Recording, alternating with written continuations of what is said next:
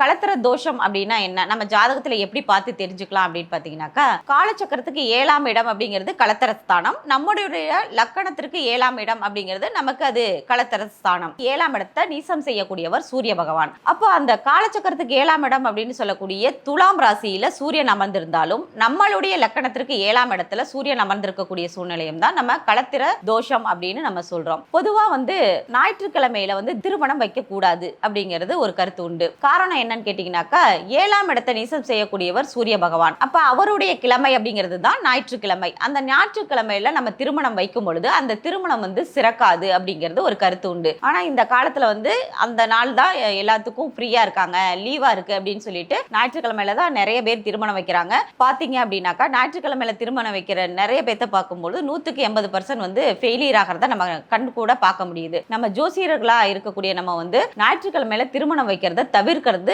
நம்ம கடமை அப்படிங்கறத இந்த இடத்துல சொல்லலாம். இதுக்கு நம்ம என்ன பரிகாரம் செய்யலாம் அப்படின்னு பாத்தீங்கன்னாக்கா, களத்திர ஸ்தானாதிபதினு சொல்லக்கூடியவர் சுக்கிர பகவான். அப்ப நம்ம சுக்கிரனை தான் நம்ம வழிபாடு செய்யணும். சுக்கிரனுக்கு உரிய ஸ்தலம் என்ன அப்படின்னு பாத்தீங்கன்னாக்கா, ஸ்ரீரங்கம் பெருமாள் தான். அந்த ஸ்ரீரங்கத்துக்கு போய் நம்ம ஒரு 7 கன்னி பெண்களுக்கு புது ஆடை எடுத்து கொடுத்து மங்கள பொருட்கள் வாங்கி கொடுத்து நம்ம ஒரு 7 பேத்துக்கு அதை கொடுத்துட்டு வரும் பொழுது நமக்கு அந்த களத்திர தோஷம் நிவர்த்தி ஆகும் அப்படிங்கறத இந்த இடத்துல சொல்லலாம்.